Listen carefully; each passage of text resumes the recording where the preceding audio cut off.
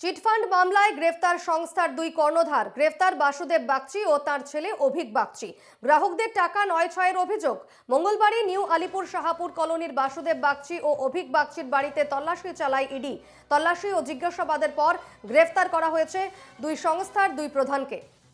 আরেকবার জানিয়ে রাখছি, চিটফান্ড মামলায় গ্রেফতার সংস্থার দুই কর্ণধার এবং যেমনটা জানা যাচ্ছে, গতকালই আমরা দেখেছি তাদের বাড়িতে অভিযান চালানো হয় ইডির তরফে এবং গ্রেফতার করা হয়েছে বাসুদেব বাগচি ও তার ছেলে অভিক বাগচিকে। আমাদের সঙ্গে এই মুহূর্তে সরাসরি রয়েছেন প্রতিনিধি বিধান নস্কর। বিধান, বাসুদেব বাগচি এবং অভিক বাগচি যাদের বাড়িতে গতকাল ইডি তল্লাশি চালিয়েছিল, তাদের আজ গ্রেফতার করা হয়েছে, কি জানা যাচ্ছে?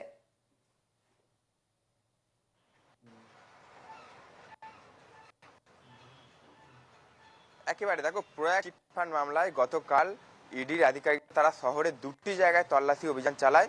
একটি নিউ আলিপুর এবং অন্য একটি শহরের প্রান্তে একটি রিসর্টে তল্লাশি অভিযান চালায়। যেটা জানা যাচ্ছে যে নিউ আলিপুর শাহাপুর যে কলোনি, সেখানেই বাসুদেব বাগচির যে বাড়ি রয়েছে, সেই বাড়িতেই মূলত তল্লাশি চালানো হয়। যে অভিযোগ রয়েছে এই সংস্থার বিরুদ্ধে, তা হলো একেবারে এই প্রয়াগ সংস্থা, সেই সংস্থাকে বিভিন্ন মানুষকে তাদেরকে আর্থিক লাভবান হওয়ার প্রতিশ্রুতি দেওয়া হয়। তারপরে এই বাজার থেকে কোটি কোটি টাকা তুলে সেই টাকা আত্মসাৎ করার অভিযোগ, এবং সেই অভিযোগই এই বাসুদেব বাগচি এবং তার ছেলে দুজনকে কিন্তু এর আগেও গ্রেপ্তার করা হয়েছিল। এবং তারপরে আবারও গতকাল তল্লাশি অভিযান এবং জিজ্ঞাসাবাদ, সেখান থেকে কিন্তু সেই জিজ্ঞাসাবাদ এবং তল্লাশি অভিযানের পর এই দুজনকে কিন্তু আবারও গ্রেপ্তার করা হয়। তার কারণ একেবারে বিভিন্ন যে নথিপত্র উদ্ধার হয়েছে, সেখান থেকেই মূলত যে টাকা নয় ছয় করার যে অভিযোগ সামনে আসছিল, সেই অভিযোগে কিন্তু মূলত গ্রেপ্তার করা হয়েছে। ইতিমধ্যে এই সংস্থার সঙ্গে আর কারা কারা জড়িত রয়েছে বা এই সংস্থার সঙ্গে কারা কারা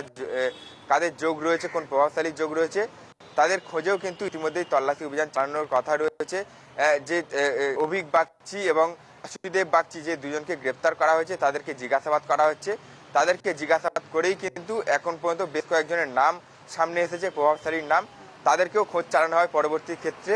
এবং এই যে সংস্থা, সেই সংস্থা কোথায় কোথায় অফিস ছিল, কি কি মাধ্যম এই টাকা তা হতো বাজার থেকে, এই সমস্ত বিষয় কিন্তু বিস্তারিতভাবে জানার জন্য কিন্তু দুজনকে গ্রেপ্তার করা হয়েছে।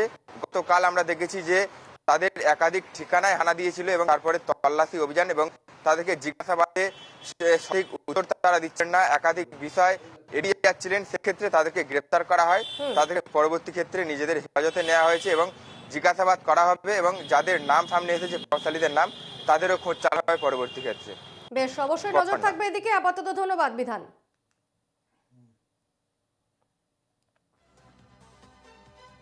চিটফান্ড মামলায় গ্রেফতার সংস্থার দুই কর্ণধার বাসুদেব বাগচি ও তার ছেলে অভিক বাগচি, দুজনকেই গ্রেফতার করেছে ইডি এবং গতকালই তাদের দুজনের বাড়িতেই তল্লাশি চালানো হয়েছিল ইডির তরফে।